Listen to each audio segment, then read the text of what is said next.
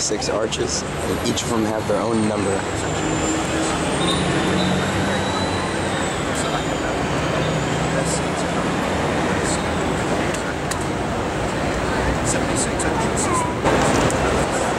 Each of these stones has 4 holes. When they built the Coliseum, they connected it like Legos. They did not use water or any substance to make them stick together. And that's why you see so many holes all around the Coliseum.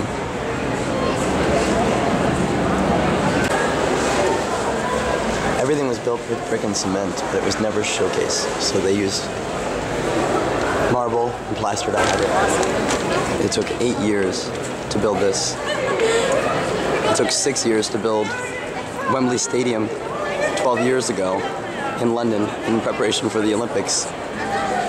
And every modern sports stadium is based on the structure used for the Roman Coliseum.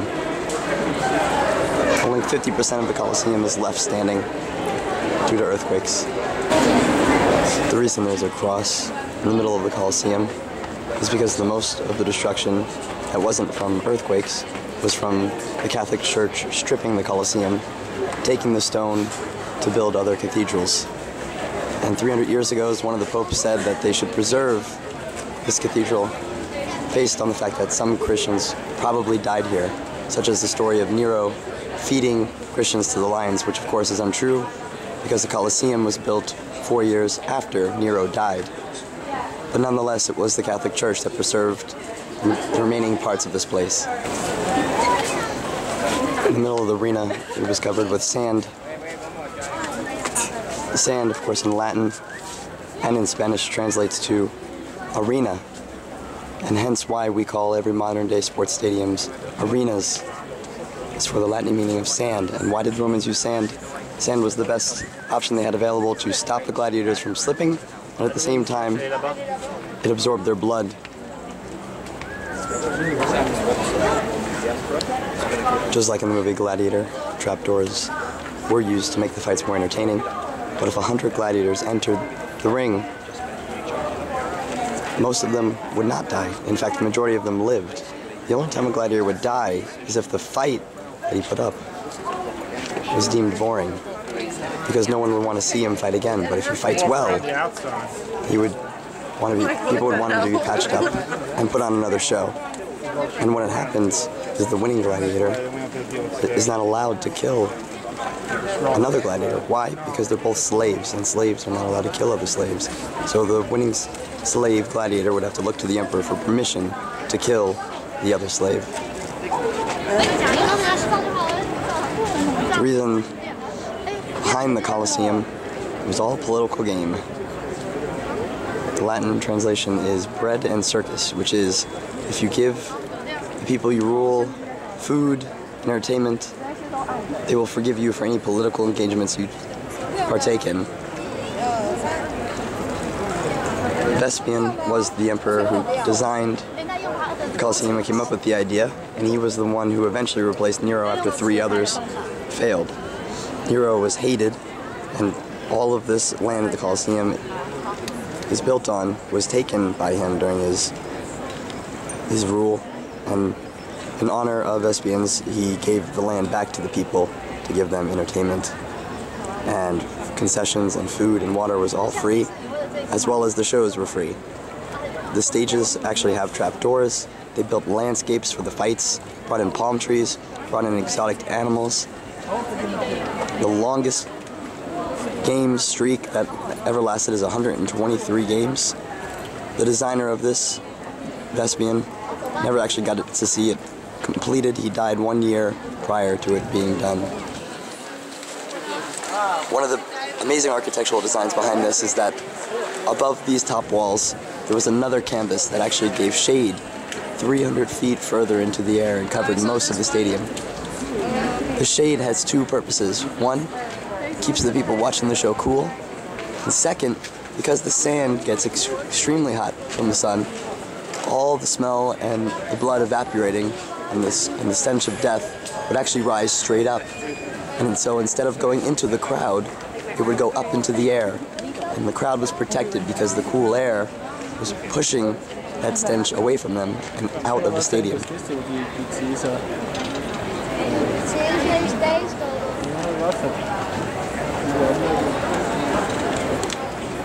In order to lift all of these stones, the pulley system was used. The same pulley system is used today as it was by the Egyptians.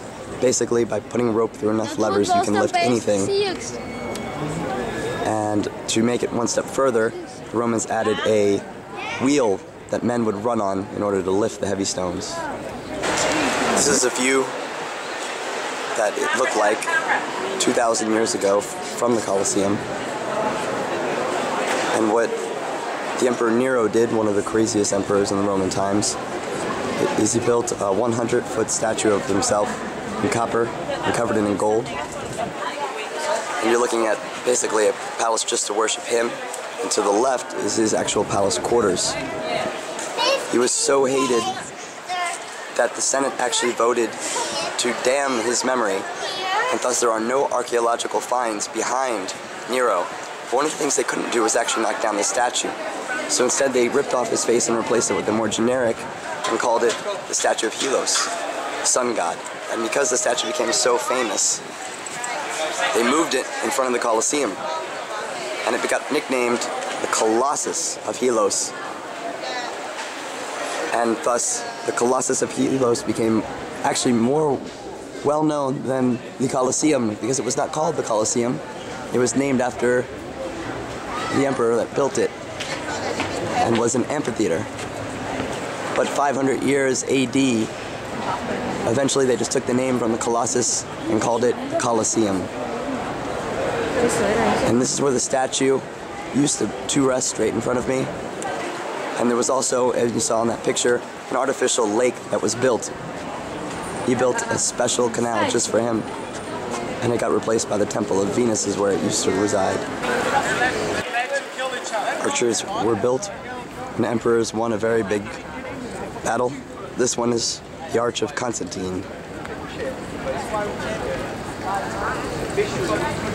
There's only 3 arches remaining. There used to be 10. And once again, most of the arches were destroyed because of the church, not the barbarians.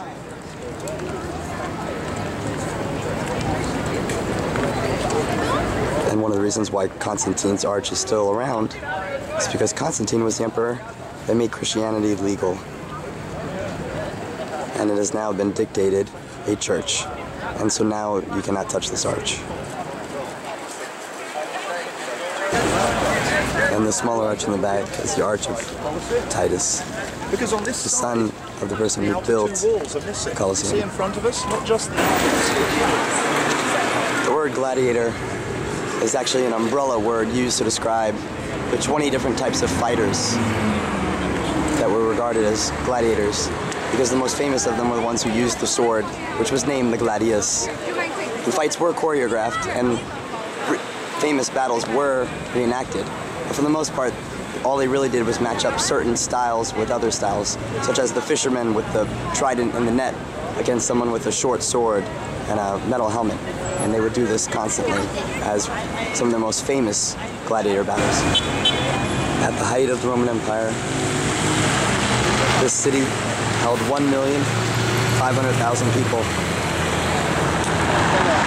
Rome never exceeded that number until after World War II.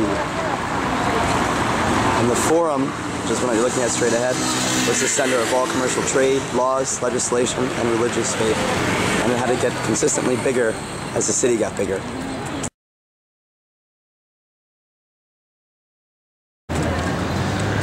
The reason why in the city of Rome that you see all of these excavations is because modern day roads are between 12 and 30 feet higher than when the Roman Empire ruled the city, because it has been built up over the years, which is why it's so hard to create a metro system, because every time they excavate, they keep finding ancient ruins of the Roman Empire, and they are historical sites. This is the actual Forum I was referring to earlier. Buildings, modern buildings, were blocking this area, since it is so far below modern day Italian levels.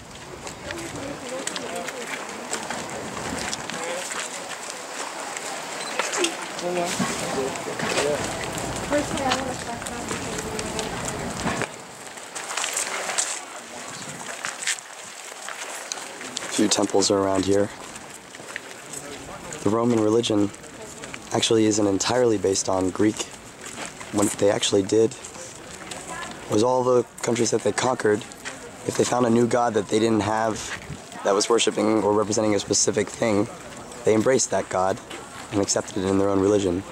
And then with Julius Caesar, he was the first man to become a god, and that's where the modern day myths that men can become gods comes from. And after Julius Caesar, all the emperors wanted to become a god after they died. This is the first palace, and the name palace actually comes from the Roman Empire.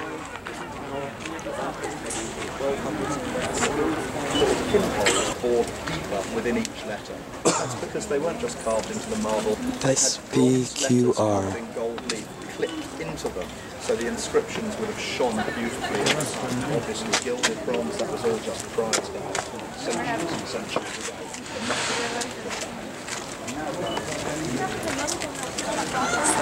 Senate and people rule Rome. Of course, you're looking at the Latin version of SPQR.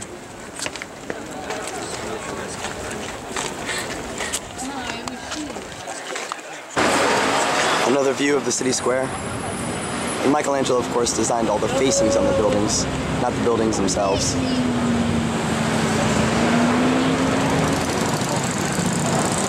And on the back of each of these statues, it says SPQR.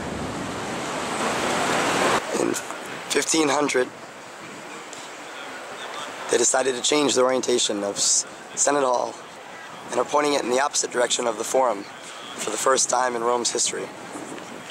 This was actually designed by Michelangelo, and this is Marcus Aurelius, a statue of him in the middle.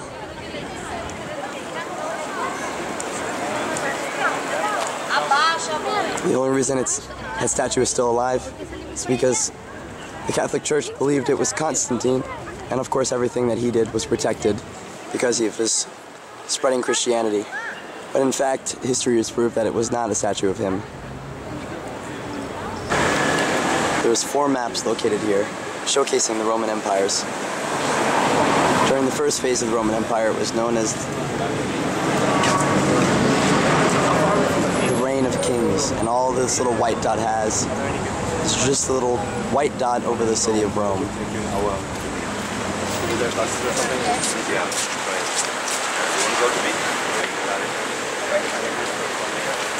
250 years later, it switches to being known as the Republic.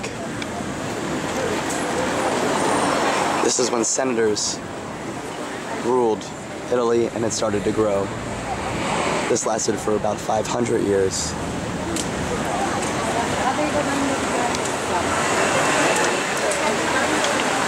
The Republic then grows the empire considerably. And lastly, in the last phase, it was known as the Empire. And this was the largest size of the Roman Empire, going all the way to Great Britain.